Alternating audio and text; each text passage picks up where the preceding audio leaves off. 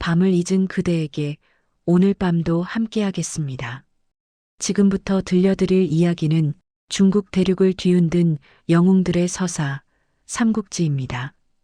유비, 관우, 장비의 뜨거운 의리부터 제갈량의 지략, 조조의 야망, 송건의 결단까지 역사와 인간의 모든 감정이 이 안에 담겨 있습니다. 소제목은 더보기란에 정리되어 있으니 원하시는 부분부터 들어도 좋습니다. 오늘 밤을 잊은 그대에게 삼국지를 들려드리며 듣다 잠드셔도 좋습니다. 황건적의 난 세상을 뒤흔든 민초들의 봉기. 한나라의 하늘이 점점 흐려지고 있었습니다.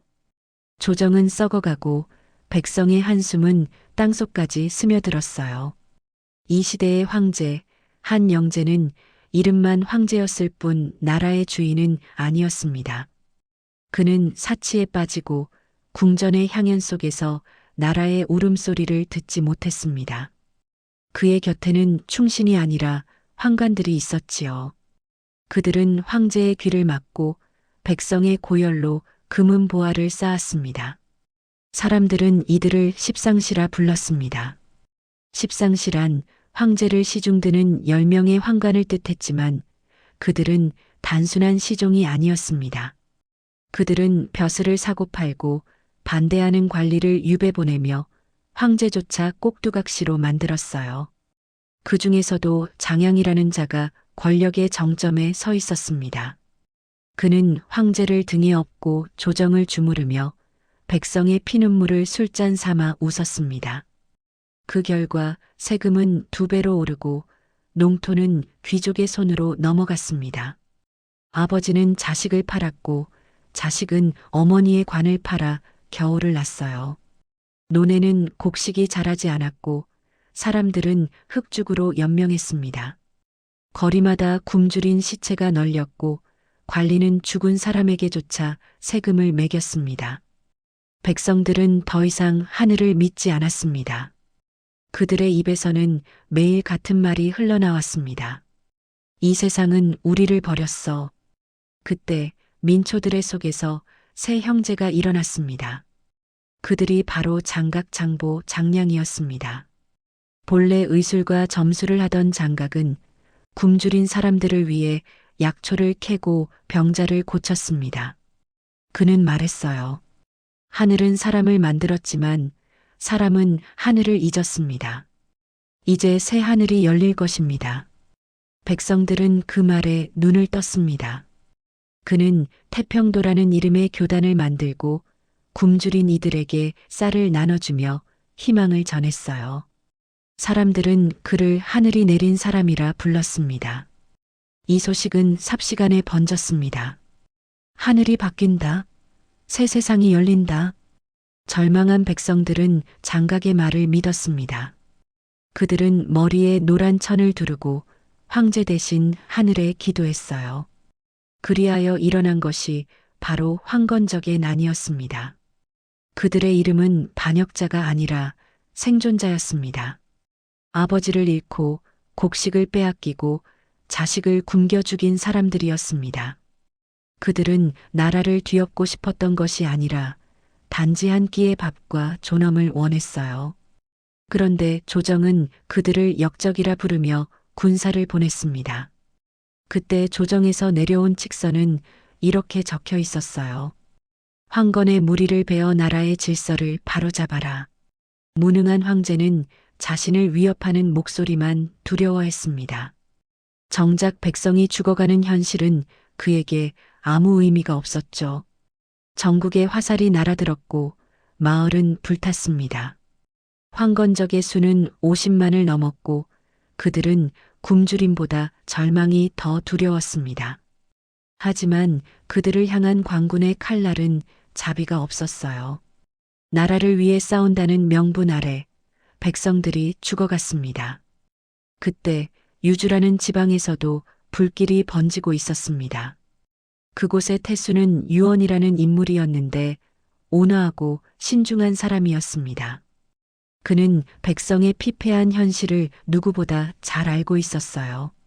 하지만 군사도 식량도 턱없이 부족했습니다. 그는 깊은 한숨을 내쉬며 부하를 불렀습니다. 황건의 기세가 하늘을 덮고 있소. 우리 힘으로는 감당이 어렵소. 민심을 모을 사람을 찾아야 하오. 그 부름에 응한 자가 있었습니다. 그의 이름은 유비였습니다. 그는 가난한 장정이었지만 마음만큼은 누구보다 강했습니다. 그의 손은 거칠었고 옷은 해졌지만 눈빛은 맑았습니다. 그는 이렇게 말했어요. 저는 한나라의 백성이며 그 핏줄을 이어받은 사람입니다.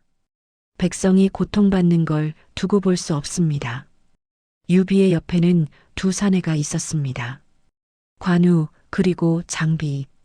관우는 긴 수염에 눈빛이 깊고 말수가 적은 인물이었습니다.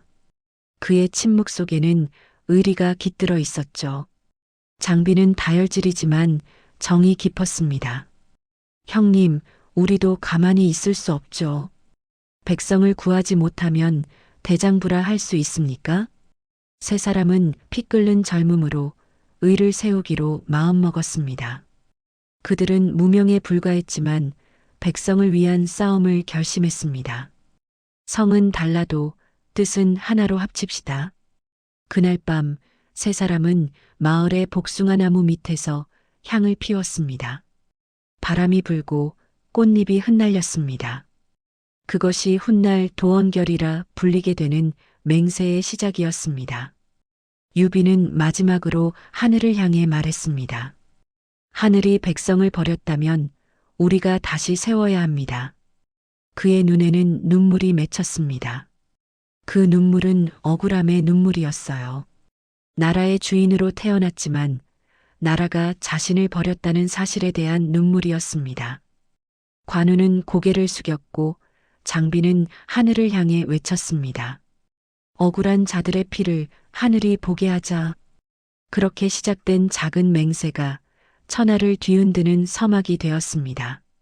하늘은 여전히 어둡고 백성의 한숨은 그치지 않았습니다. 하지만 누군가는 그 어둠 속에서 칼이 아니라 의로움을 들었습니다. 그 사람이 바로 유비였고 그의 곁에는 관우와 장비가 있었습니다.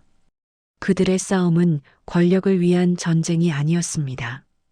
그건 단 한 가지 사람이 사람답게 살 수 있는 세상을 되찾기 위한 긴 싸움의 시작이었습니다. 도원결이 복숭아꽃 아래의 맹세.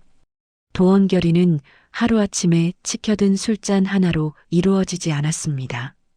그것은 오래 눌린 억울함과 버림받은 백성들의 울음, 그리고 서로 다른 세 사람이 겪어온 상처가 한 곳으로 모여 만들어낸 결심이었습니다. 왜 그들이 복숭아나무 아래에서 형제가 되기로 했는지 그 앞뒤 사정을 차근히 짚어보겠습니다. 먼저 유비입니다. 그는 한나라 황실의 먼 핏줄이라 전해졌지만 밭은 남의 것이었고 손에 쥔 건 배틀과 새끼줄 뿐이었습니다. 봄마다 세금이 2배로 늘어났고 황관들의 앞잡이인 아전들이 밤마다 문을 두드렸습니다. 어느 날은 배틀을, 어느 날은 갓잠배를, 어느 날은 겨우 말라붙은 쌀독까지 들고 가버렸습니다. 유비는 억울했습니다. 나라의 아들이라 불리는 황제가 백성을 이렇게 몰아세우도록 놓아두는 현실이 서러웠어요. 그래도 그는 사람을 먼저 생각했습니다. 비가 새는 초가에서 죽은 아이를 품에 안던 그 밤, 유비는 마음속으로 다짐했습니다. 언젠가 이 억울함을 바로잡겠다고요. 관우는 깊고 길게 자란 수염만큼이나 마음이 무거운 사람이었습니다. 젊은 시절 그는 지방 토호가 소금값을 3배로 올리며 백성을 쥐어짜는 장면을 보았습니다. 울면서 무릎 꿇은 노파의 등에 발길질이 떨어지자 관우는 그 자리에서 토호의 칼을 쳐냈습니다. 그 일로 쫓기는 몸이 되었고 그는 자신이 죄인이 아닌데도 밤길을 숨어 다녀야 했습니다. 관우의 억울함은 조용했습니다. 그는 분노를 소리로 터뜨리는 대신 칼날을 닦으며 다짐했죠. 내 칼은 내 업을 지키기 위한 것이고 약자를 누르는 손을 향할 것이라고요. 장비는 불같았지만 불장난을 즐기는 사람은 아니었습니다. 목장에서 소를 기르고 주막에서 술을 팔며 거칠게 살았어도 약자에게 손 떼는 자를 보면 그냥 넘기지 못했어요. 어느 날 시장에서 아전이 병약한 소년에게 부역표를 쥐어주며 창고 일을 강제로 시켰습니다. 어머니가 막아서자 아전은 창 끝으로 옆구리를 밀쳤고 그 모습을 본 장비는 버드나무 지팡이를 부러뜨리며 뛰어나갔습니다. 그는 자기 힘이 사람을 살릴 수 있을 때 써야 한다고 믿었고 그 믿음은 단순한 객기가 아니었습니다. 장비의 억울함은 곧장 행동이 되었고 그 행동은 늘 누군가를 일으켜 세웠습니다. 이렇게 각자의 억울함과 결심을 품은 셋은 어느 장막엔 오후에 같은 벽보 앞에 섰습니다. 벽보엔 거친 글씨로 황건 토벌광군 모집이라 적혀 있었고 비에 번진 붉은 글자들이 마치 피자국처럼 흘러내렸습니다. 유비는 한참을 바라보다 길게 숨을 내쉬었습니다. 사람을 구한다는 이름으로 또 다른 사람이 죽어야 한다니 그게 과연 옳은가. 그때 장비의 낮고 굵은 목소리가 등 뒤에서 들려왔습니다. 대장부가 세상이 무너지는 걸 보고도 한숨만 쉬겠습니까? 유비가 돌아보자 장비의 눈에선 똑바른 불빛이 일렁였고 곧 붉은 얼굴의 사내가 주막문을 밀치고 다가왔습니다. 관우였습니다. 그는 말수가 적었지만 한마디로 둘을 꿰뚫었습니다. 백성이 먼저 살아야 전쟁도 끝납니다. 지금은 한숨이 아니라 약속이 필요합니다. 그날 셋은 주막에 마주 앉아 밤이 깊도록 이야기를 나눴습니다. 유비는 자신의 억울함을 숨기지 않았고 관우는 쫓기는 세월의 서러움을 담담히 꺼냈으며 장비는 시장에서 본 불법 징발과 매질을 책상 다리 치듯 쾅쾅 올려놓았습니다. 셋의 말이 서로의 상처를 건드렸지만 이상하게도 그 상처 위로 바람 한 줄기가 스며드는 느낌이 들었어요. 이것을 혼자 끌면 원한이 되지만 함께 나누면 원칙이 된다는 걸 셋은 깨달았습니다. 유비가 말했습니다. 우리가 각자 옳다고만 외치면 또 하나의 칼이 될 뿐입니다. 서로를 묶어 사람을 위한 칼이 됩시다. 관우는 고개를 끄덕였고 장비는 술잔을 번쩍 들었습니다. 그럼 내 피로 맹세하겠습니다. 결의의 자리는 다음 날 새벽으로 정해졌습니다. 장터 뒤 언덕, 복숭아 나무가 빽빽한 작은 숲.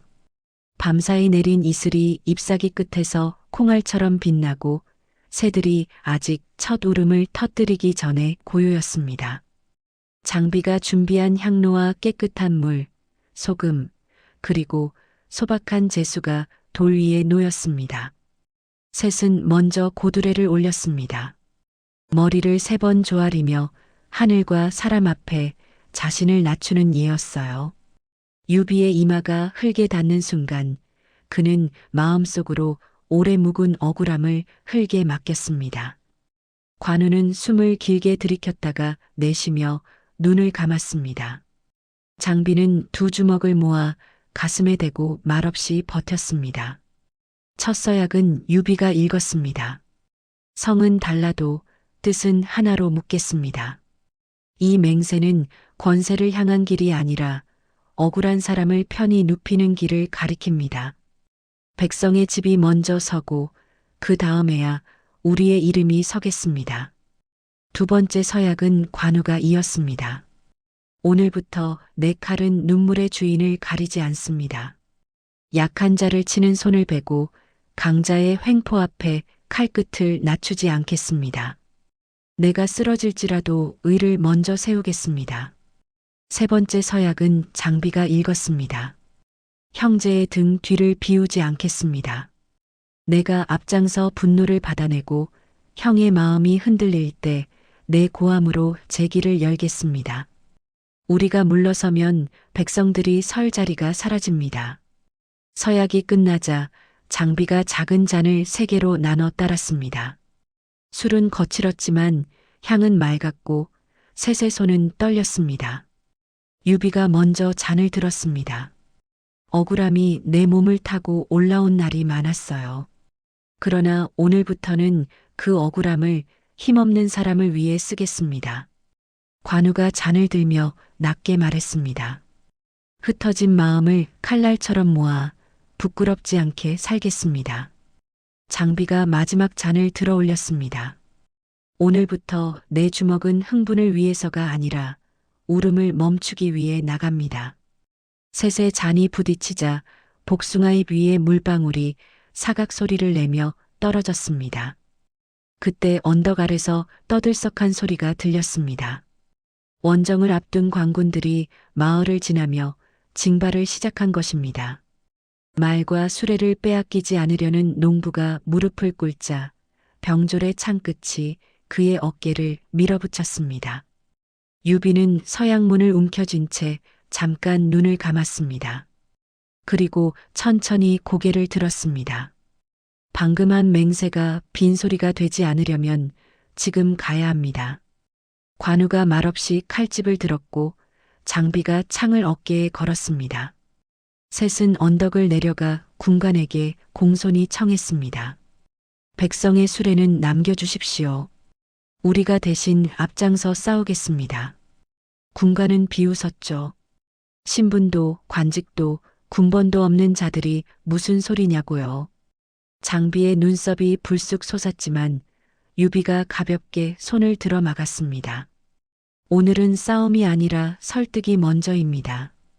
유비는 군관에게 증인이 되어주겠다고 말했습니다. 우리가 내일 유주태수에게 가서 군역을 청하고 오늘은 백성의 씨앗과 쟁기를 지키겠습니다. 군관은 망설였지만 관우의 눈빛이 흔들림 없음을 보고 입술을 깨물었습니다. 좋아, 대신 너희 목이 책임이야. 그 한마디로 오늘의 억울함 한 켠이 풀렸습니다. 농부는 눈물로 셋의 손을 잡았고 멀찍이 서 있던 아이가 작은 목소리로 말했습니다. 아저씨들 고맙습니다. 그 소리에 장비는 고개를 획 돌려 하늘을 한번 올려다보았습니다. 방금 전까지 뜨겁던 분노가 서늘한 기계로 식어갔습니다. 해가 나뭇가지 사이로 얼굴을 내밀었습니다. 세 사람은 다시 도원으로 올라가 마지막 예를 올렸습니다. 유비는 하늘을 향해 말했습니다. 오늘 이 맹세를 헛되이 하지 않겠습니다. 내 이름이 잊혀져도 좋습니다. 백성의 이름이 살아있으면 됩니다. 관우가 뒤를 이었습니다. 마음의 칼을 매일 갈겠습니다. 분노가 아니라 정의로, 복수가 아니라 구제로 살아가겠습니다. 장비가 낮게 호흡을 내쉬며 마무리했습니다. 내 고함은 이제 두려움이 아니라 용기를 깨우는 소리입니다. 형의 길을 가로막는 것은 내가 걷어내겠습니다. 우리 셋의 등 뒤엔 사람이 있습니다. 이렇게 도원결의는 이루어졌습니다. 그것은 의식이 아니라 약속이었고 약속이면서 동시에 길이었습니다. 왜 그들이 형제가 되었는가를 묻는다면 대답은 간명합니다. 억울한 자신만을 위한 칼이 아니라 억울한 모두를 위한 칼이 되기 위해서였습니다. 무능한 왕이 듣지 않은 울음을, 부패한 조정이 외면한 절망을 셋이 나눠 짊어지기 위해서였습니다. 그날 이후 복숭아나무 잎새는 바람만 불어도 사각거렸고 언덕 아래 마을의 아이들은 새 이름을 배웠습니다. 유비, 관우, 장비. 사람을 먼저 생각하는 새 형제라고요. 그리고 그 이름은 곧 어둠을 뚫는 약속의 다른 이름이 되었습니다. 조조의 등장. 황건의 난이 끝났지만 세상은 조금도 나아지지 않았습니다. 난이 진압된 자리에 남은 것은 폐허와 울음뿐이었어요. 하늘은 여전히 흐렸고 백성의 어깨에는 짐이 더 무거워졌습니다. 전쟁이 끝나자마자 조정은 공을 세마기 바빴고 뇌물과 친분으로 벼슬이 팔렸습니다. 정의를 말하던 이들은 좌천되었고 침묵하던 자들이 높은 자리에 올랐습니다. 무능한 황제 영제는 여전히 궁궐의 향연 속에서 웃었고 그 웃음은 백성의 절규 위에 울려 퍼졌습니다. 그때 세상은 새로운 이름을 기억하기 시작했습니다.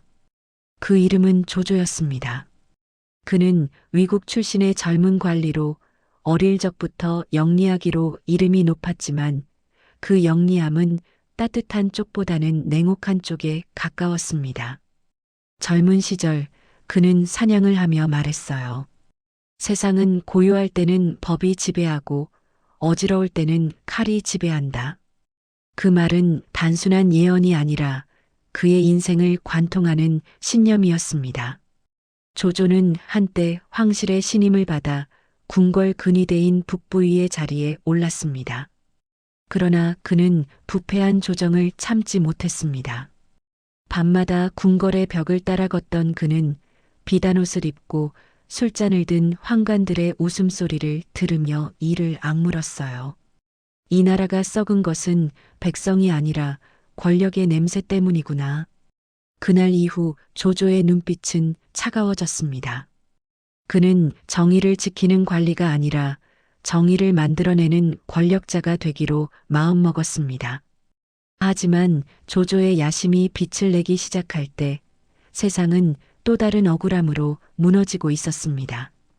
전쟁터를 돌아온 병사들은 약속받은 포상 대신 굶주림을 받았고 황권의 잔당이라 불린 자들은 억울하게 목숨을 잃었습니다. 그들 중엔 단순히 먹을 것을 구하던 농부도 있었어요. 우리가 무슨 죄를 지었습니까? 살고 싶었던 것뿐입니다. 그들의 외침은 바람에 실려 사라졌습니다. 조정은 그들의 억울함을 듣지 않았고 오히려 반란에 불씨라며 그들을 베었습니다. 유비는 이 참상을 바라보며 분노했습니다. 이 나라의 적은 황건이 아니라 탐욕입니다. 그러나 조정의 눈에는 그 말조차 죄로 보였습니다. 유비는 공을 세우고도 상을 받지 못했고 청렴하다는 이유로 벼슬에서 쫓겨났습니다. 관우와 장비는 억울했어요. 장비는 술을 들이켜며 외쳤습니다. 세상을 바로잡으려는 형님이 왜 죄인이 되어야 합니까? 이런 세상이라면 칼로 하늘을 쳐서라도 갈아엎고 싶어요. 관우는 아무 말 없이 손에 든 칼을 천천히 닦았습니다. 그 침묵 속엔 울분이 가득했습니다. 조조 또한 같은 시대의 부패를 보았지만 그가 택한 길은 달랐습니다. 그는 말했습니다. 세상은 썩었지만 썩은 세상을 없애려면 더 강한 독이 필요하다. 조조의 눈빛은 차갑게 빛났고 그의 손은 이미 피에 익숙해져 있었습니다. 사람들은 그를 두려워했지만 동시에 따랐습니다. 왜냐하면 그는 부패한 자를 가차없이 베었기 때문이었죠. 그러나 그 칼은 언제나 정의만을 향하지 않았습니다. 그날 조조는 부패한 관리 한 명을 베고 이렇게 말했어요. 이제 이 자리는 내 자리다. 황건의 잔불이 꺼져가던 어느 저녁 조조는 태수를 찾아가 말했습니다. 이 나라를 살릴 자는 칼을 들 용기 있는 자뿐입니다. 그 말에 유비는 속으로 쓴웃음을 지었습니다. 칼로는 하늘을 자를 수 있지만 사람의 마음은 자를 수 없소. 조조는 아무 대답도 하지 않았습니다. 대신 눈길을 돌려 멀리 불타는 마을을 바라보았습니다. 그 불빛이 마치 그의 야망처럼 흔들렸습니다. 조조의 부상은 세상의 새 희망처럼 비쳤지만 그 빛 아래에선 또 다른 그늘이 자랐습니다. 백성은 여전히 굶주렸고 아이들은 여전히 눈을 감고 죽어갔어요. 무능한 황제는 아무 말도 하지 않았고 조정은 환락의 불빛 속에서 춤을 추었습니다. 관직을 잃은 유비는 백성들 틈에 섞여 농부처럼 지냈습니다. 어느 날 아이를 업은 여인이 그의 앞에 와 무릎을 꿇었습니다. 제 아들을 살려주세요. 곡식이 없습니다. 유비는 눈을 감았어요. 내가 가진 건 의뿐이요. 하지만 그것으로 세상을 조금이라도 덜 아프게 하겠소. 그날 밤 유비는 관우와 장비에게 말했습니다. 황건은 사라졌지만 세상은 여전히 울고 있소. 진짜 싸움은 이제부터요. 관우는 잔잔히 고개를 끄덕였고 장비는 주먹을 쥐었습니다. 유비의 목소리는 떨렸습니다. 조정은 썩었고 왕은 눈이 멀었소. 백성은 하늘을 믿지 못하고 하늘은 사람을 외면했소. 하지만 우리는 버리지 않겠소. 사람을 살리기 위해 다시 싸워야 합니다.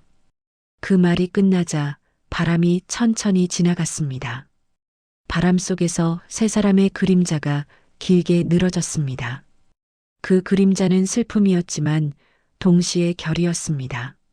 조조는 권력으로 세상을 다스리려 했고 유비는 의로 세상을 일으키려 했습니다. 그 길이 언젠가 마주칠 것을 아무도 몰랐지만 하늘은 이미 알고 있었습니다. 그날 밤 유비는 하늘을 바라보며 조용히 중얼거렸습니다. 하늘이 아직도 우리를 버리지 않았다면 사람의 손으로라도 다시 세워야 합니다. 그의 눈빛 속에는 절망과 희망이 동시에 빛났습니다. 백성의 억울함을 품은 그 눈이 훗날 세상을 움직이는 첫 등불이 될 줄 그때는 아무도 몰랐습니다. 동탁의 세상. 혼란은 끝나지 않았습니다. 황건적의 난이 진압된 뒤에도 조정은 평화를 되찾지 못했어요. 나라의 중심은 이미 부패로 썩어가고 있었고 어린 황제 영제는 아무런 힘이 없었죠. 대신들은 권력 다툼에만 몰두했고 백성들은 여전히 굶주림 속에 신음하고 있었습니다. 그때 등장한 인물이 바로 동탁이었습니다. 서량 지방, 오늘날의 감숙성 근처에서 태어난 무장으로 젊은 시절부터 기세가 등등했죠. 그는 거칠고 대담한 성격이었으며 어린 적부터 전쟁터를 누비며 서방의 오랑캐들과 싸웠습니다. 힘과 잔혹함 그리고 판단의 빠름으로 주변 장수들 사이에서 두각을 나타냈습니다. 하지만 동시에 의심이 많고 분노를 참지 못하는 인물로도 알려져 있었어요. 그 무렵 조정에서는 커다란 일이 벌어졌습니다. 황제 영제가 세상을 떠나자 어린 황제들이 연달아 왕위에 오르며 나라가 크게 흔들렸죠. 실권은 황제의 측근이었던 십상시 즉 내시들에게 넘어가 있었습니다. 그들은 어린 황제를 꼭두각시로 삼고 사리사욕을 채우며 나라를 좀먹었어요. 이 혼란 속에서 한 명의 장군이 내시들을 제거하려 들었습니다. 그가 바로 하진, 황후의 오라버니였죠. 그는 내시들의 횡포를 견디다 못해 그들을 없애려 했습니다. 그러나 하진은 스스로의 힘만으로는 부족하다는 것을 알았어요. 그래서 생각해낸 방법이 있었죠. 바로 외부의 군대를 불러들여 내시들을 제거하는 것이었습니다. 그때 불려온 장군 중 하나가 바로 동탁이었습니다. 서량에서 수도 낙양으로 진격해온 동탁은 피비린내 나는 기운을 풍기며 조정으로 들어섰습니다. 그의 부대는 황폐한 서북의 땅에서 단련된 정예병이었죠. 거칠고 굶주린 그들의 눈빛만으로도 낙양의 백성들은 공포에 떨었습니다. 하지만 역사는 언제나 아이러니하게 흘러갑니다. 하진은 뜻을 이루기도 전에 십상시의 손에 의해 암살당하고 말았죠. 그 순간 권력의 공백이 생겼습니다. 그리고 바로 그 틈을 파고든 이가 동탁이었습니다. 동탁은 하진의 복수를 명분으로 내세워 낙양의 궁궐로 진군했습니다. 도성에 들어서자 그는 어린 황제를 감히 손에 쥐고 흔들었죠. 그의 눈빛은 피 묻은 검처럼 차가웠고 누구도 감히 그 앞에서 말 한마디 하지 못했습니다. 당시 황위에 있던 소재는 어린 나이에 그저 어쩔 줄 몰라 했습니다. 동탁은 그를 내쳤어요. 이 아이는 황제로 부족하다. 천하는 나의 손으로 바로 잡아야 한다. 그렇게 말한 뒤 그는 소재를 폐위시키고 어린 동생을 새 황제로 세웠습니다. 그가 바로 헌제입니다. 이때부터 실질적인 권력은 황제가 아닌 동탁에게 넘어갔습니다. 동탁은 명목상으로는 황제를 보좌하는 대신이었지만 실제로는 황제 위의 황제였죠. 그는 낙양을 불태우고 백성들을 강제로 장안으로 이주시켰습니다. 그 길 위에서 수많은 노인과 아이들이 굶어 죽었어요. 낙양의 궁궐은 재로 변했고 그 불길은 천리 밖에서도 보였다고 전해집니다. 그는 술과 여자 그리고 잔혹함으로 스스로의 세상을 만들었습니다. 조정의 대신들은 그 앞에서 무릎을 꿇고 목숨을 구걸했죠. 누군가 작은 불만이라도 내비치면 동탁은 즉시 그자를 불러 목을 베었습니다. 심지어 그의 신복이었던 장수들조차 그를 두려워했어요. 그의 눈은 사람의 마음을 꿰뚫는 듯했고 그가 미소 지을 때조차 주변의 공기가 싸늘하게 식었습니다. 하지만 권력은 언제나 외롭고 두려움 위에 쌓인 권력은 오래가지 못합니다. 동탁의 폭정은 조정 안팎에서 반감을 샀습니다. 유학자들은 그를 짐승보다 못한 자, 나라를 삼킨 괴물이라 불렀죠. 조조는 그를 몰아내기 위해 은밀히 칼을 갈기 시작했고 여러 지방의 장수들이 연합하여 반동탁 연합군을 결성했습니다. 그때의 동탁은 이미 권력에 취해 있었습니다. 자신의 부하인 여포에게까지 의심을 품었고 서로의 불안이 점점 커져갔죠. 그러나 아직 그 균열이 완전히 드러난 것은 아니었습니다. 지금은 그저 천하가 동탁의 소나기에 들어간 듯 보였죠. 역사적으로 동탁은 어떻게 평가받았을까요? 후대의 사가들은 그를 한결같이 잔혹한 폭군, 혼란의 씨앗으로 기록했습니다. 그는 황제를 폐위시키고 수도를 불태우며 권력의 탐욕으로 스스로를 망가뜨렸죠. 그러나 동시에 그를 단순한 괴물로만 보기도 어렵습니다. 당시 한나라는 이미 내부가 썩어 있었고 동탁은 그 썩은 틈으로 들어온 단 하나의 현실적인 힘이었습니다. 어쩌면 그는 시대가 낳은 괴물이었는지도 모릅니다. 하지만 백성들의 입장에서 동탁의 이름은 공포 그 자체였습니다. 동탁의 군이 온다는 소리만 들려도 사람들은 집을 버리고 산으로 도망쳤죠. 그의 이름은 어린아이의 울음을 멈추게 하는 저주의 이름이었습니다. 그렇게 천하는 다시 피로 물들기 시작했습니다. 낙양은 잿더미가 되었고 백성들의 눈에는 절망만이 남았습니다. 이제 사람들은 더 이상 황제를 믿지 않았어요. 누가 진정한 군주인지, 누가 세상을 구할 수 있는지 아무도 몰랐죠. 그 모든 혼란의 중심에 바로 동탁, 그가 서 있었습니다. 천하는 그를 중심으로 요동치기 시작했어요. 그리고 이때부터 조조와 유비, 송견과 송권, 수많은 영웅들이 하나둘씩 무대 위로 올라오기 시작했습니다. 그들은 모두 동탁이라는 폭풍 속에서 태어난 영웅들이었죠. 여백사 비극, 의를 위해 피눈물을 삼킨 자. 동탁이 권력을 손에 쥔 이후 조정은 더 이상 나라가 아니었습니다. 그의 눈빛이 미치는 곳마다 죽음이 따랐고 그가 한마디 하면 귀족과 대신들이 서로 무릎을 꿇었죠. 조정의 문은 피로 물들었고 궁궐의 복도는 언제나 싸늘했습니다. 사람들은 그를 대장군이라 불렀지만 속으로는 이렇게 중얼거렸어요. 동탁은 황제가 아니라 악마다. 그 무렵 한 사람의 이름이 조용히 퍼져나가고 있었습니다. 그는 여백사, 중원의 북부 낙양 근처에 살던 중년의 선비이자 양민 출신의 부자였습니다. 그는 사나운 세상 속에서도 도리를 지키며 살았고 사람들에게 인정 많고 정직한 사람으로 알려져 있었죠. 하지만 운명은 때로 선한 자에게 가장 잔인한 장난을 칩니다. 이 사건의 주인공은 동탁이 아니라 조조였습니다. 조조는 본래 낙양 조정의 관리였지만 동탁의 잔혹한 행위를 보며 분노를 참지 못했죠. 이대로 두면 천하는 무너진다.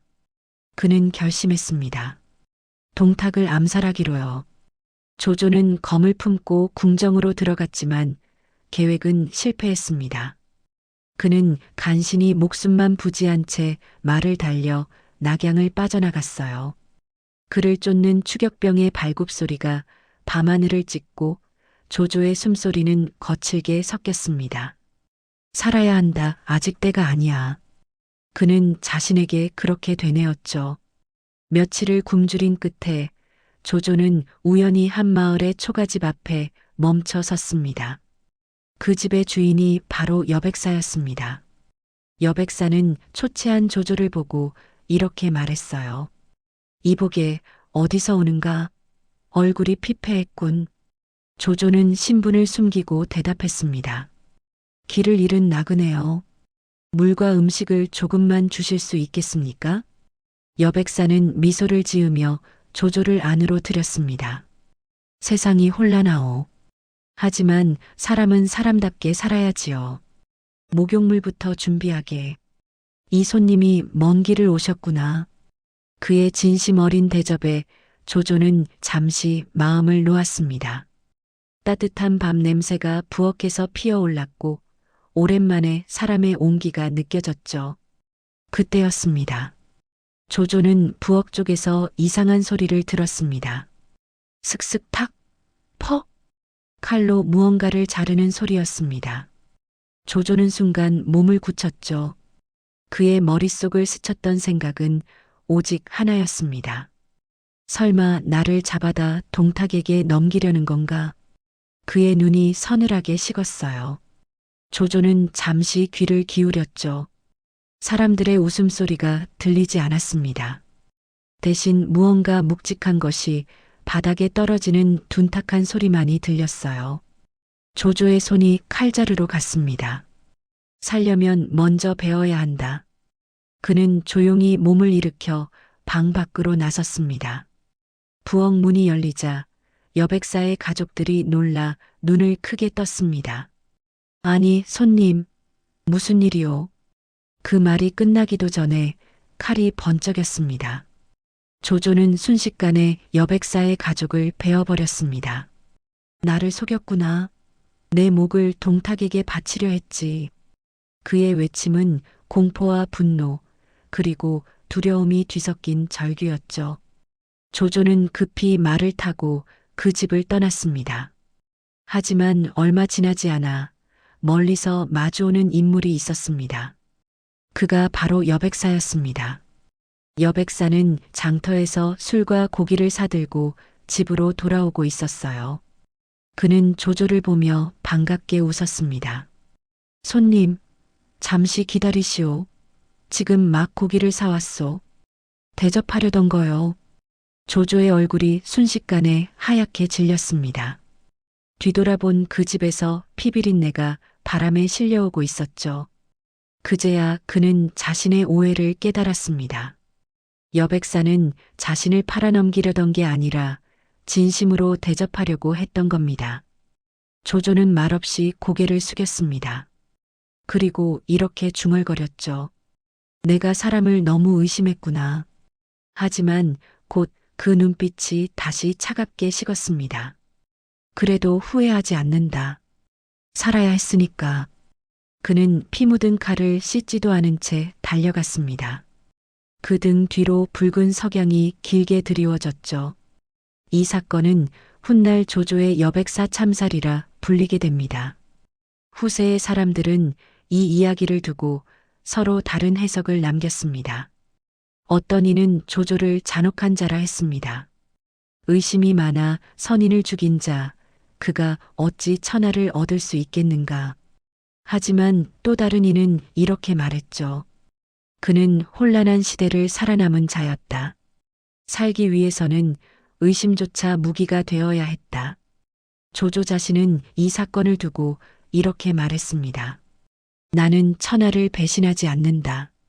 다만 천하가 나를 배신하지 못하게 할 뿐이다. 이 한마디는 그의 인생 전체를 꿰뚫는 말이 되었죠. 역사는 늘 냉정하게 기록합니다. 여백사는 억울하게 죽은 선인이었고 조조는 피로 물든 영웅이었습니다. 하지만 이 사건은 하나의 상징이 되었습니다.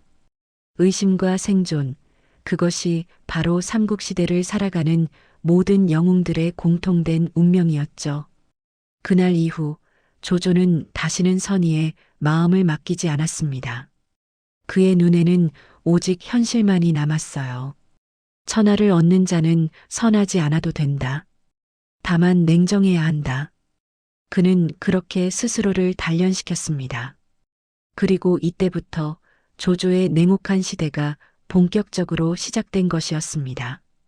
이 사건은 단지 한 사람의 죽음으로 끝나지 않았습니다.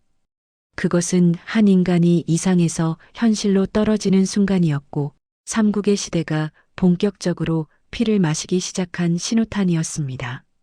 동탁의 폭정이 천하를 어둡게 만들었다면 조조의 이 사건은 그 어둠 속에서 살아남으려는 인간의 본성을 보여준 것이었죠. 그날 여백사의 집에 남은 피의 자국은 오래도록 사라지지 않았습니다. 그리고 사람들은 이렇게 전했죠. 조조는 여백사를 죽였지만 그날 이후 조조 자신도 인간으로서의 마음을 잃었다. 초선의 미인계, 한 여인이 바꾼 제국의 운명, 낙양이 불타고 황제는 장안으로 옮겨졌습니다. 한나라는 이름만 남았고 실권은 여전히 동탁의 손에 있었습니다.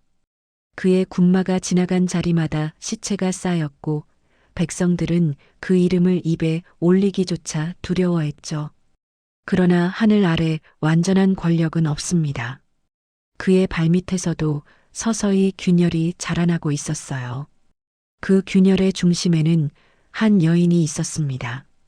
그 이름이 바로 초선이었죠. 초선은 평범한 여인이 아니었습니다. 그녀는 천부적인 아름다움을 지녔고 동시에 영리했어요. 그녀의 눈빛에는 슬픔과 지혜가 함께 깃들어 있었고 한 번 말을 하면 누구도 그 자리에서 시선을 떼지 못했다고 합니다. 하지만 그녀의 운명은 아름다움만큼이나 잔혹했습니다. 초선은 본래 왕윤이라는 대신의 집에서 자랐습니다.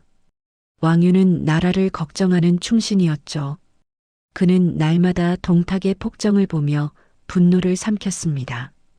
이대로 두면 한나라의 역사는 끝나겠구나. 하지만 칼로 맞설 수는 없었습니다. 동탁은 이미 천하의 절반을 손에 쥔 군벌이었으니까요. 그러던 어느 밤 왕윤은 깊은 한숨을 내쉬며 하늘을 올려다보았습니다. 그때 달빛 아래 앉아 검은고를 타던 초선이 그를 향해 고개를 들었어요. 그녀의 눈빛에는 슬픔이 어른거렸죠. 주인 어른, 나라가 이렇게 혼란스러운데 아무도 막을 수 없나요? 왕윤은 조용히 답했습니다. 누군가는 피를 흘리지 않고서도 칼보다 깊게 찌를 수 있어야 하오. 그의 말에 초선의 손이 멈췄습니다. 그 순간 운명의 바퀴가 움직이기 시작한 것이었죠. 며칠 뒤 왕윤은 초선을 불러 진심을 담아 말했습니다. 초선아, 너를 동탁에게 보낼 것이다. 초선은 놀라 고개를 들었어요. 저를 동탁에게요? 그래야만 한다. 하지만 너의 임무는 단 하나다. 그와 그 부하 여포 사이를 갈라놓는 것. 초선은 말없이 눈을 감았습니다. 그녀는 이미 알고 있었습니다. 이 일의 끝이 자신에게 어떤 운명을 가져올지. 그녀의 아름다움은 칼이 될 것이고 그 칼 끝은 스스로를 향할지도 모른다는 것을요. 동탁은 초선을 처음 본 순간 그 자리에서 말을 잃었습니다. 그는 평생 수많은 여인을 거느렸지만 초선의 눈빛만큼은 달랐어요. 그녀는 단지 미인이 아니라 어떤 비극적인 품위를 지닌 사람이었습니다. 이 여인은 천하의 보물이다. 동탁은 그렇게 말하며 그녀를 자신의 곁에 두었죠. 그러나 왕윤은 그 뒤로 여포를 불러 초선을 다시 보여주었습니다. 그날 초선은 연못가에서 고개를 숙이고 서 있었습니다. 바람에 흩날리는 머리칼 사이로 눈물이 흘러내렸죠. 여포가 다가와 조심스레 물었습니다. 무슨 일로 그렇게 슬퍼하시오? 초선은 고개를 들지 않은 채 속삭였습니다. 저는 마음이 이미 다른 곳에 있습니다. 그러나 억지로 그분 곁에 묶여 있지요.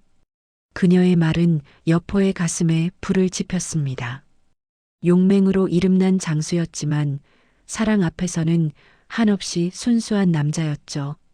그날 이후 여포는 초선을 잊지 못했습니다. 그녀의 한숨, 그녀의 눈빛, 그녀의 이름이 그의 마음속에서 떠오르지 않았어요. 왕유는 두 사람의 감정을 지켜보며 마침내 때가 왔음을 느꼈습니다. 그는 은밀히 여포를 불러 속삭였죠. 동탁이 황제마저 능욕하고 백성을 죽이는 걸 더 보겠는가? 그대가 진정한 사내라면 이 나라의 원한을 풀라. 여포는 갈등했습니다. 동탁은 그에게 아버지와 같은 존재였죠. 전쟁터에서 그를 인정해주고 권력과 명예를 함께 준 사람이었습니다. 하지만 동시에 초선을 빼앗은 자이기도 했습니다. 그의 가슴 속에서는 충성과 사랑, 두 불길이 서로 부딪히며 타올랐죠. 그날 밤 달빛이 붉게 물든 장안의 궁궐. 초선은 정원에서 조용히 서 있었습니다. 그녀의 옷자락이 바람에 흩날렸고 하늘엔 먹구름이 스며들었죠. 멀리서 말을 탄 여포가 다가왔습니다. 초선, 모든 걸 끝내겠소. 그녀는 미소를 지었지만 눈빛에는 슬픔이 가득했습니다. 부디 나라를 위해 싸워주세요. 그리고 제 이름은 잊어주세요. 그 말이 끝나자 여포는 칼을 뽑고 궁궐로 향했습니다. 동탁은 그날 밤 술에 취해 있었습니다. 금잔을 손에 들고 거울 속 자신의 얼굴을 비추며 중얼거렸죠. 천하는 내 것이다. 황제도 내 손 안에 있다. 그때 문이 벌컥 열렸습니다. 여포가 붉은 눈으로 들어섰어요. 아버지라 부르던 그 이름, 오늘로 끝이다. 동탁이 놀라 일어났습니다. 이놈 감히. 그러나 늦었습니다. 여포의 창이 번개처럼 휘둘러졌고 동탁의 거대한 몸이 그 자리에서 무너졌습니다. 그의 피가 대리석 바닥을 적셨고 금잔이 굴러 떨어졌죠. 그날 천하를 짓눌렀던 괴물은 그렇게 무너졌습니다. 동탁이 죽자 백성들은 거리로 뛰쳐나와 환호했습니다. 악마가 죽었다. 하늘이 우리를 도왔다. 그러나 초선은 그날 이후 홀연히 사라졌습니다. 그녀가 어디로 갔는지 아무도 몰랐죠. 어떤 기록에는 이렇게 적혀 있습니다. 초선은 여포가 전장으로 나간 날 스스로 목숨을 끊었다. 또 어떤 전설은 이렇게 전하죠. 그녀는 세상을 떠돌며 평생 자신의 죄를 씻고자 했다. 역사는 초선을 나라를 구한 미인 혹은 비극을 부른 유혹의 화신이라 부릅니다. 하지만 그녀 자신에게는 단 하나의 이름만이 남았을 겁니다. 나라를 위해 자신의 삶을 바친 여인. 그녀의 아름다움은 권력을 무너뜨렸고 그녀의 눈물은 역사의 물줄기를 바꿨습니다. 초선이 없었다면 동탁도 여포도 그렇게 무너지지 않았겠죠. 그러나 그녀의 이름은 영원히 빛과 어둠의 경계에 남았습니다. 한 여인의 지혜가 천하를 흔들었고 그 아름다움이 역사를 바꾼 순간 그녀는 사랑을 무기로 삼았지만 결국 자신마저 그 칼날에 베이고 말았죠. 초선의 이야기는 그렇게 오늘도 달빛 속에 살아 있습니다. 배신자 여포, 주인을 버린 천하의 무장. 동탁이 죽은 그날 장안의 하늘은 붉게 물들었습니다.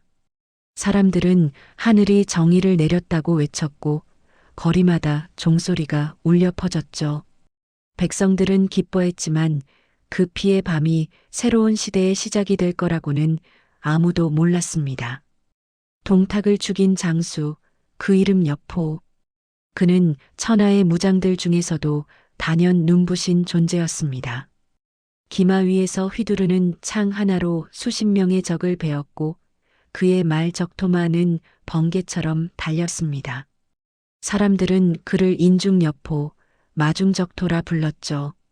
즉, 사람 중에는 여포가, 말 중에는 적토마가 으뜸이라는 뜻이었습니다. 그날 이후 여포는 영웅으로 떠올랐습니다. 그러나 그의 심장은 언제나 고요하지 않았습니다.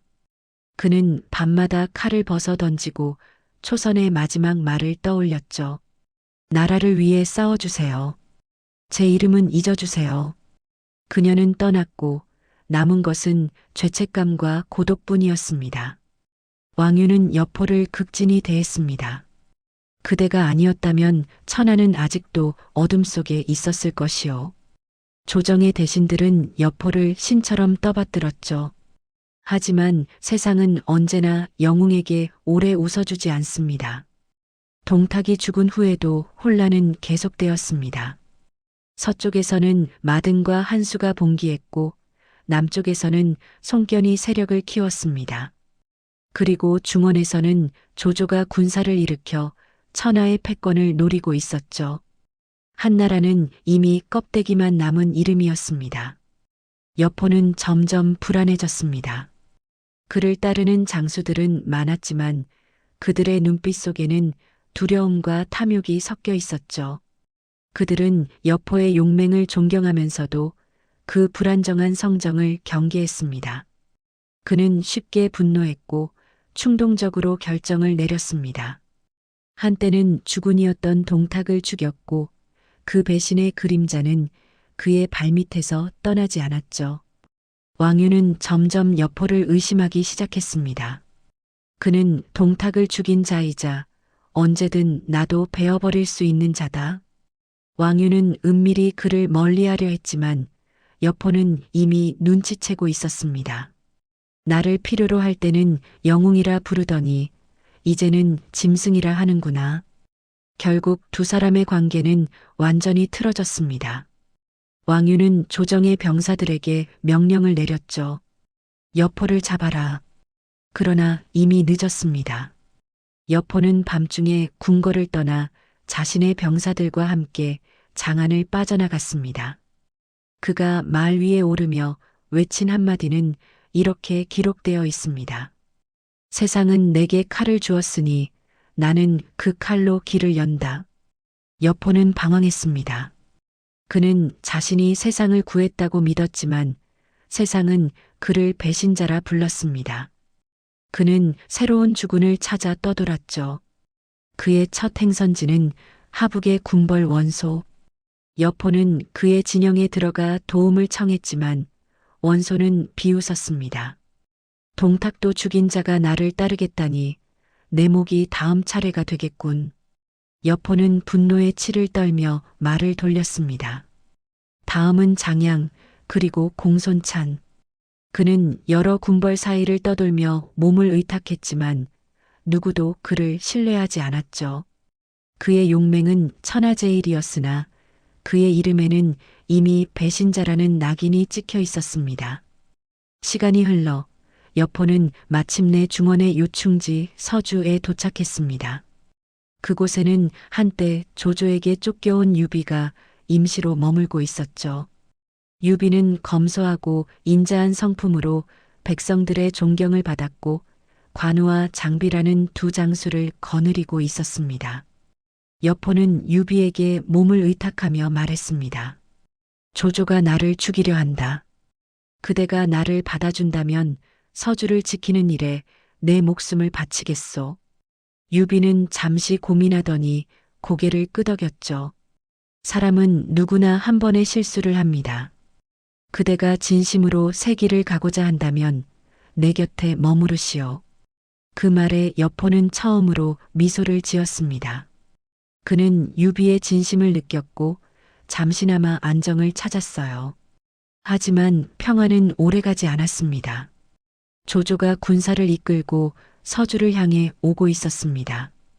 그는 이미 북부를 장악한 강력한 세력이었고 여포를 제거하기 위해 전장을 뒤흔들었죠.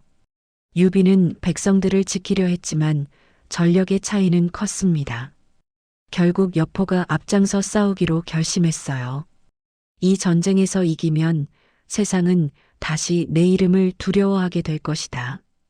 적토마가 땅을 박차며 달렸고 여포의 창이 번개처럼 휘둘러졌습니다.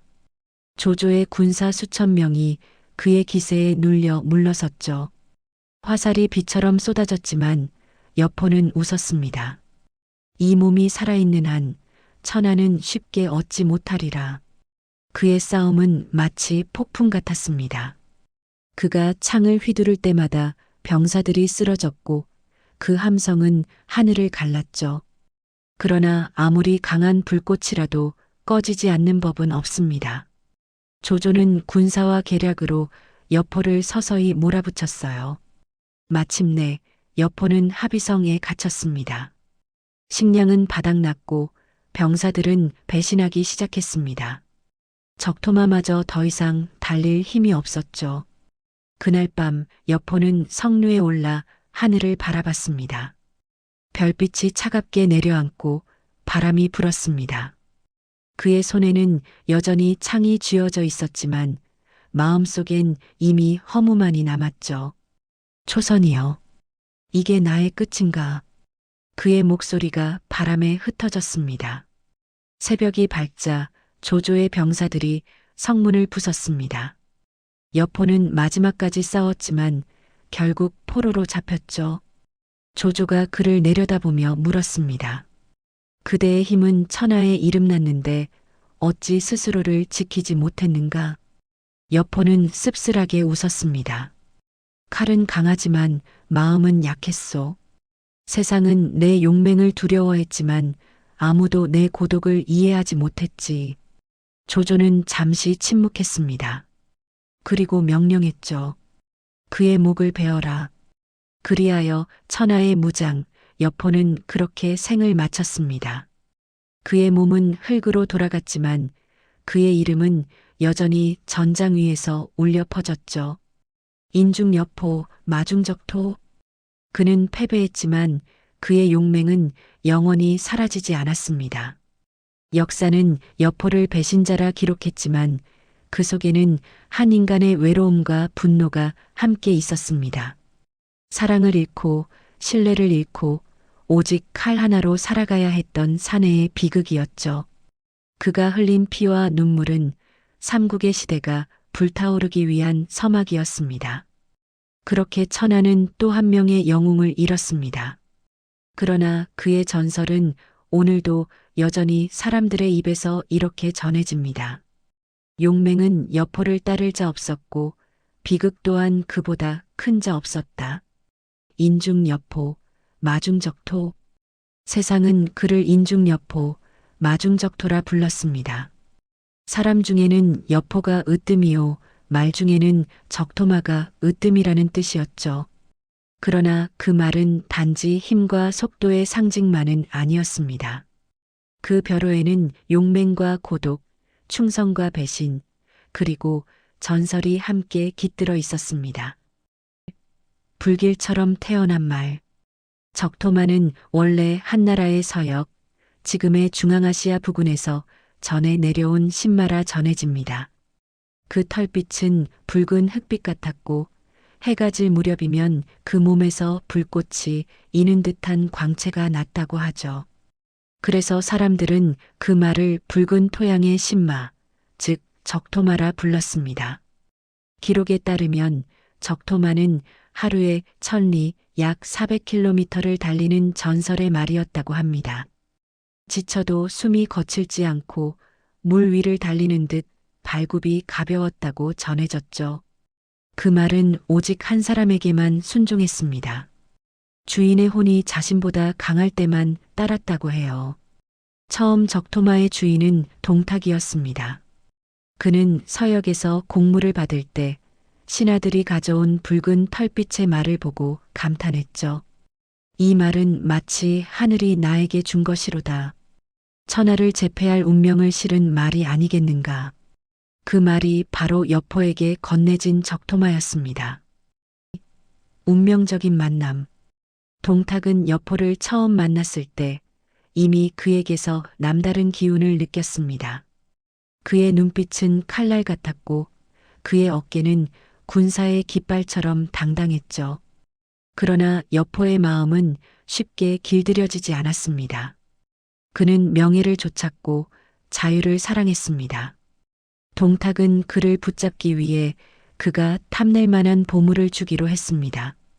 이 말을 가져가거라. 내가 천하를 달릴 자라면 이 말이 너를 태워줄 것이다. 그날 여포가 적토마를 처음 탔을 때 말은 그를 거칠게 뿌리쳤습니다. 3번이나 뛰어올라 그를 내던졌죠. 그러자 여포는 피가 묻은 손으로 굴레를 꽉 잡고 말했습니다. 이 몸이 내 주인이 되지 못한다면 너 또한 세상에 달릴 길이 없을 것이다. 그의 눈빛은 불타고 있었고 적토마는 마침내 고개를 숙였다고 합니다. 그 순간부터 여포와 적토마는 하나의 그림자처럼 붙어 다녔습니다. 그가 창을 휘두를 때마다 적토마는 하늘을 가르는 번개처럼 움직였죠. 그들의 질주는 마치 인간과 짐승이 아니라 하나의 영혼이 달리는 듯한 모습이었습니다. 전장에 여포가 나타났다는 소문만 퍼져도 군사들은 공포에 떨었습니다. 적토마의 붉은 갈기와 함께 먼지가 일면 피가 비처럼 내린다. 그 말이 곧 죽음의 전조였죠. 관도, 호로관, 소패 등 수많은 전투에서 여포는 홀로 수백의 병사를 상대했습니다. 그가 탄 적토마는 전장의 흙먼지를 가르며 바람보다 빨랐고 창끝이 스칠 때마다 적들이 쓰러졌습니다. 적들은 그의 발소리를 듣기만 해도 도망쳤습니다. 적토마의 울음소리가 들린다. 여포가 온다. 적토마는 여포의 분노를 느끼는 말이었습니다. 그가 분노하면 말도 포효했고 그가 슬퍼하면 말도 울었습니다. 전설에 따르면 초선이 떠난 뒤 여포가 매일 밤 적토마의 갈기를 쓰다듬으며 중얼거렸다고 합니다. 너만은 나를 배신하지 않겠지. 적토마는 고개를 끄덕이듯 울음소리를 냈다고 하죠.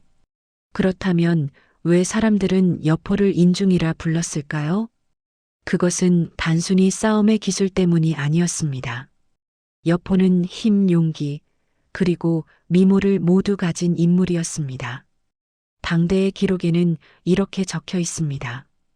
그의 키는 9자, 얼굴은 옥빛 같고 눈빛은 번개처럼 날카로웠다.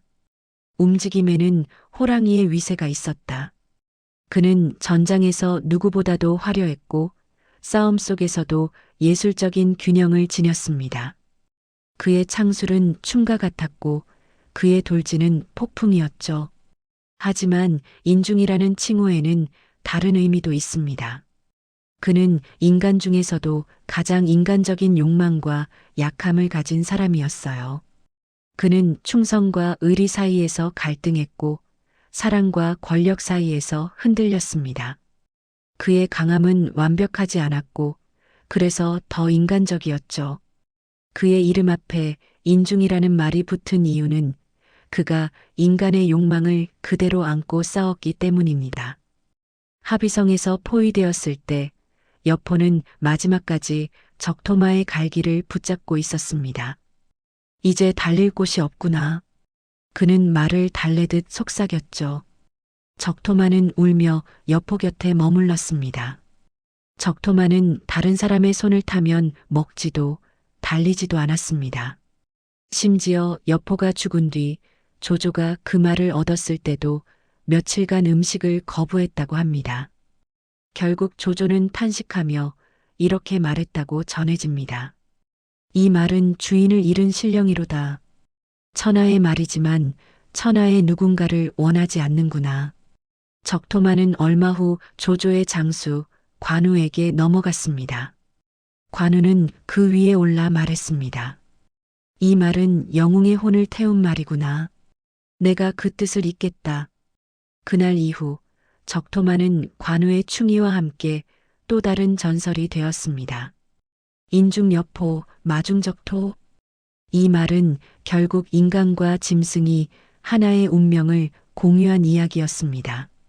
하나는 강했지만 외로웠고 하나는 빠르지만 순종적이었죠.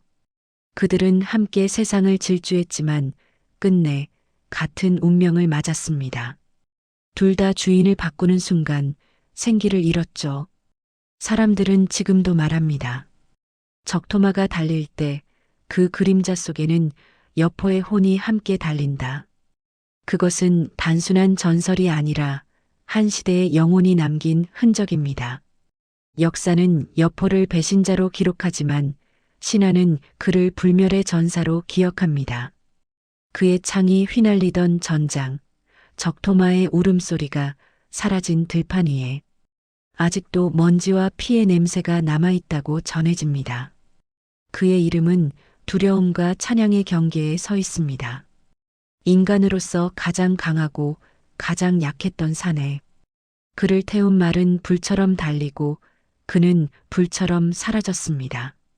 인중여포, 마중적토. 그 말 한마디는 한 영웅과 한 짐승의 운명이 얽힌 천년의 전설을 뜻하는 말이었습니다. 장비의 술버릇, 호탕함 속의 파멸 씨앗. 전쟁이 끝나면 언제나 침묵이 찾아옵니다. 피비린내와 화약 냄새가 가라앉고 살아남은 자들은 술로 그 고통을 잊으려 하죠. 그날 밤 유비의 진영에도 불빛이 꺼지지 않았습니다. 전장을 누비던 병사들이 모닥불 주위에 둘러앉아 술잔을 돌렸고 그 가운데서 가장 먼저 웃음소리를 터뜨린 사람이 있었죠. 바로 장비였습니다. 장비는 유비와 관우와 함께 복숭아 나무 아래서 도원결의를 맺은 사내입니다. 같은 날 태어나지 못했으니 같은 날 죽자. 그날의 약속은 피보다 짙은 형제의 맹세였죠. 장비는 거칠고 직설적이었지만 마음만큼은 누구보다 따뜻했습니다. 그의 목소리는 천둥 같았고 웃음은 해처럼 컸습니다. 그러나 술이 그의 성정을 흔들 때면 그 안의 불길은 통제할 수 없었죠. 유비가 인자함이라면 관우는 의리, 장비는 뜨거운 피였습니다. 그 뜨거운 피가 세 형제를 이어주었고 동시에 위기를 부르기도 했죠. 그날의 연회는 승리의 축하 자리였습니다. 조조의 군세를 막아내고 서주의 백성들이 잠시나마 평화를 찾았던 시기였죠. 유비는 조용히 술을 따르며 말했습니다. 오늘은 백성들을 위해 마시는 술이요. 내일은 다시 싸움이 시작되니 마음을 다잡아야 하오. 하지만 장비는 그 말을 흘려들었습니다. 형님, 오늘만큼은 장 걱정 잊으시오. 이 몸이 1000명의 적도 막아내지 않았습니까? 그의 웃음소리가 울려 퍼졌고 병사들이 환호했죠. 그러나 관우는 미간을 찌푸렸습니다. 장비, 술이 과하면 화를 부른다. 의형님, 술 한 잔으로 천하가 바뀌겠습니까? 이럴 때 한 잔 못하면 사람이 아니지요. 그 말에 병사들이 웃었고 장비는 다시 술잔을 들이켰습니다. 밤이 깊어가자 그의 눈빛은 점점 붉어졌습니다. 그는 불 앞에서 자리에서 일어나 외쳤죠. 형님, 우리가 이룬 이 군세, 어찌 아직도 이름 없는 졸병으로 남아있어야 합니까? 내가 보기엔 조조나 송견 다 우리보다 못한 자들이요. 유비는 잠시 말이 없었죠. 그는 조용히 술잔을 내려놓고 말했습니다. 장비야, 영웅이 되려면 먼저 마음을 다스려야 한다. 칼보다 두려운 건 제어되지 않는 분노다. 그 한마디에 장비의 얼굴이 굳었습니다. 술이 그의 귀에 불을 붙였죠. 형님은 언제까지 착하게만 살 겁니까? 백성들을 위해 산다면서 결국 권력은 남의 손에 있잖아요. 유비는 고개를 숙였고 관우는 자리에서 일어섰습니다. 그만하거라, 장비. 왜요? 형님께도 의형님께도 내 속마음을 말할 권리조차 없습니까? 그의 목소리가 높아졌고 병사들이 웅성거렸습니다. 유비는 한숨을 쉬며 말했습니다. 장비야, 내 마음은 알지만 오늘은 여기까지 하자. 그 말에 장비는 입술을 깨물었고 술잔을 바닥에 던졌습니다. 그 소리가 유리처럼 날카롭게 밤 공기를 갈랐죠. 며칠 뒤 유비가 다른 지역으로 원군을 이끌고 떠났습니다. 그가 없는 동안 성의 방어를 장비에게 맡겼죠. 성 안의 백성들을 부탁한다. 술은 입에도 대지 마라. 유비는 진심으로 걱정하며 그렇게 말했습니다. 장비는 고개를 끄덕였지만 그의 눈은 여전히 불안하게 흔들렸죠. 며칠이 지나자 그는 다시 술을 마시기 시작했습니다. 전쟁이 잠시 멈추니 그에게는 공허함이 찾아왔습니다. 그는 밤마다 병사들을 모아 술을 돌렸고 점점 명령은 거칠어졌으며 짜증과 의심이 그 자리를 대신했죠. 너희들이 나를 무시하느냐? 내가 아니었으면 이 성은 이미 조조손에 넘어갔을 것이다. 병사들은 두려움에 떨며 그 앞에 무릎을 꿇었습니다. 하지만 두려움은 복종이 되지 못합니다. 그날 밤 그가 잠든 사이 몇몇 부하들이 몰래 성문을 열고 달아났죠. 다음 날 새벽 조조의 기습군이 들이닥쳤습니다. 장비는 깨어나 창을 집어들었지만 이미 늦었습니다. 성문은 불타고 병사들은 흩어졌습니다. 그는 울부짖으며 적토마를 몰았죠. 내가 죽을지언정 형님의 이름을 더럽히지 않겠다. 그의 눈빛은 광기와 후회로 가득했습니다. 적을 향해 돌진하는 그의 모습은 마치 짐승 같았죠. 그날 그는 수십 명의 적을 쓰러뜨렸지만 결국 포위되었습니다. 그는 부상당한 몸으로 겨우 빠져나왔고 술이 깬 뒤 땅에 주저앉았죠. 그가 남긴 말이 기록에 전해집니다. 술은 잠시 나를 용감하게 하지만 결국 나를 배신한다. 유비가 돌아왔을 때 성은 이미 잿더미였습니다. 유비는 장비를 찾아왔고 그는 무릎을 꿇었습니다. 형님, 제 탓입니다. 유비는 조용히 그를 바라보다가 손을 얹었죠. 장비야, 내 잘못은 술이 아니라 내 마음을 다스리지 못한 것이야. 하지만 너의 진심은 알겠다. 다시는 백성을 잊지 마라. 그 말에 장비는 눈물을 흘렸습니다. 그날 이후 그는 술을 끊으려 노력했지만 평생을 벗어나지 못했습니다. 그의 뜨거운 피는 여전히 그를 흔들었고 그것이 결국 그의 최후로 이어졌죠. 역사는 장비를 난폭한 장수라 기록했지만 사람들은 그를 의리의 사내로 기억합니다. 그의 분노에는 사랑이 있었고 그의 실수에는 인간의 진심이 깃들어 있었죠. 그의 술버릇은 단지 약점이 아니라 그의 인간적인 열정의 그림자였습니다. 삼국의 영웅들 가운데서도 가장 뜨겁고 가장 인간적인 사내. 그는 술에 취해 무너졌지만 끝내 형제의 의리를 잊지 않았습니다. 그 뜨거운 피가 있었기에 유비의 군은 다시 일어설 수 있었죠. 장비의 술기운, 청근의 술독. 장비의 이름은 들판의 짐승처럼 울려 퍼졌습니다. 그의 칼은 번개였고 그의 함성은 천둥이었죠. 하지만 사람들은 그를 진짜로 두려워한 이유가 따로 있었습니다. 그것은 술이었습니다. 술이 장비의 피 속으로 들어가는 순간 그는 전혀 다른 존재가 되었어요. 기록에 따르면 장비는 한 번 마시면 10말, 즉 지금으로 치면 약 100리터의 술을 비웠다고 합니다. 그의 병사들은 그 술을 청근의 술독이라 불렀죠. 왜냐하면 그 술독 하나를 채우려면 말 4마리가 겨우 끌 만큼 무거웠기 때문입니다. 그는 잔으로 마시지 않았습니다. 항아리째 들고 마셨죠. 손가락 하나로 술독을 들어 올려 목구멍으로 쏟아붓는 그 장면은 마치 용이 비를 마시는 듯 했다고 전해집니다. 그의 얼굴이 붉게 달아오르고 이마에서 김이 피어오를 때면 병사들은 슬그머니 자리에서 물러났습니다. 오늘 장군이 10말째다. 피하라. 그가 그 선을 넘으면 그날 밤엔 반드시 무언가가 부서졌습니다. 기둥이든 병사의 투구든 혹은 자기 마음이든 말이죠. 장비는 평소엔 호탕했습니다. 농담을 좋아하고 병사들에게 직접 고기를 구워주기도 했죠. 하지만 술이 들어가면 그의 웃음은 어느새 분노로 변했습니다. 그의 심장은 뜨거웠고 그 뜨거움은 언제나 불안정했습니다. 어느 날 밤 그는 전장에서 돌아온 병사들을 위로하기 위해 술자리를 열었습니다. 오늘은 잔치다. 목숨을 걸고 싸운 사내들이 목숨 대신 마셔야 할 것은 술이지. 그 말에 병사들이 환호했죠. 술독이 열리고 향기로운 향이 진영을 가득 채웠습니다.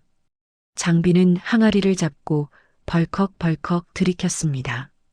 이 맛이 아니면 전장의 피를 잊을 수가 없지. 그는 새 항아리를 마신 뒤에 웃었습니다. 좋다. 아직도 목이 마르다. 그리고 네 번째 항아리를 들 때 관우가 말렸습니다. 그만하라. 내일 새벽엔 행군이다. 그러자 장비는 잔을 내려놓으며 씩 웃었습니다. 형님은 늘 바른 말만 하시지. 하지만 나는 싸움도 술도 반쯤 미쳐야 이긴다. 그가 다시 술을 들이켰을 때 술독의 표면이 흔들리며 반사된 불빛이 그의 얼굴을 붉게 물들였죠. 그때부터 그의 말은 점점 거칠어졌습니다. 이 세상에 나보다 강한 자가 어디 있단 말이냐? 병사들이 서로 눈짓을 주고받았습니다. 장군이 열 말째다. 그리고 누군가 조용히 등을 돌려 불을 껐죠. 후대에 내려오는 설화에는 이런 이야기도 있습니다. 한 번은 장비가 오로지 술래기를 위해 조조의 장수들과 맞섰다고 합니다. 조조는 여포가 죽은 뒤 장비의 명성을 시험하고 싶어 했죠. 그대가 천하의 장수라면 술도 천하의 양으로 마셔야 하지 않겠는가? 그 자리에 커다란 청동 술통이 놓였습니다. 그 안에는 5말짜리 진한 소주가 가득했죠. 조조의 장수들이 나섰지만 셋이 돌아가며 겨우 반을 마셨습니다. 그러자 장비는 웃으며 말했죠. 이게 장군들의 술이라면 나는 하늘의 술을 마시겠다. 그는 단숨에 남은 술을 모두 비웠습니다. 사람들은 그날 이후 그를 천주장비라 불렀다고 전하죠. 하지만 그가 술을 다 마신 뒤 잠시 눈을 감았다 뜨며 조용히 말했습니다. 이 술맛이 피맛과 닮았군.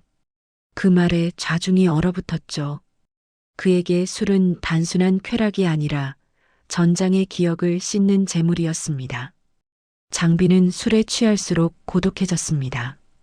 그의 웃음소리 뒤에는 외로움이 숨어 있었죠. 형 유비는 백성을 걱정했고 의영관우는 의를 지켰습니다. 그러나 장비는 오로지 싸움으로만 마음을 달랠 줄 알았습니다. 술은 그에게 유일한 위로였습니다. 어느 날 그는 밤하늘을 바라보며 혼잣말을 했다고 합니다. 형님은 늘 고요하고 둘째 형은 의연하지만 나는 왜 이렇게 불처럼 타오르는가? 술이 없으면 가슴이 터질 것 같구나. 그의 곁에 있던 병사가 말했죠. 장군, 그 열정이 있기에 우리가 따릅니다. 장비는 웃었지만 그 웃음 뒤에 그림자가 드리워졌습니다. 열정도 언젠가는 재가 되지. 장비의 술버릇은 결국 그의 운명을 바꾸었습니다. 한밤중 술에 취해 부하를 꾸짖다가 그가 던진 창이 벽을 뚫고 나가버렸다고 하죠. 그 자리에 있던 병사들이 놀라 달아났고 그날 이후 그는 분노하면 하늘도 울린다는 별명을 얻었습니다. 하지만 역사는 냉정했습니다. 그의 마지막도 술과 관련되어 있었습니다. 그가 죽던 날 술에 취해 부하에게 함부로 호통을 쳤고 결국 원한을 품은 그 부하에게 목숨을 잃었죠. 사람들은 그를 두고 이렇게 말했습니다. 그의 용맹은 술의 불로 태어났고 그의 죽음도 그 불로 사라졌다. 장비는 술을 마실 때마다 세상을 원망했지만 그의 마음 깊은 곳에는 늘 형제와 백성을 향한 그리움이 있었습니다. 그는 술잔을 비우며 이렇게 말했죠. 이 술이 형님들의 걱정을 대신 마셔준다면 나는 1000잔이라도 마시겠다. 그래서 사람들은 그를 미워하지 않았습니다. 그의 분노는 진심이었고 그의 실수는 인간적이었죠. 그의 술은 죄이자 동시에 인간다움의 증거였습니다. 그리하여 사람들은 후세에 이렇게 말했습니다. 장비가 마신 술은 10마리였지만 그 속에 담긴 것은 1000가지의 감정이었다. 그의 술은 단순히 취함이 아니었습니다. 그것은 형제의 의리, 전장의 슬픔, 그리고 인간의 고독이 섞인 눈물의 술이었죠. 그가 비웠던 술독은 지금도 전설처럼 전해집니다. 장비가 마신 술은 천근이요. 그의 마음은 그보다 더 무거웠다.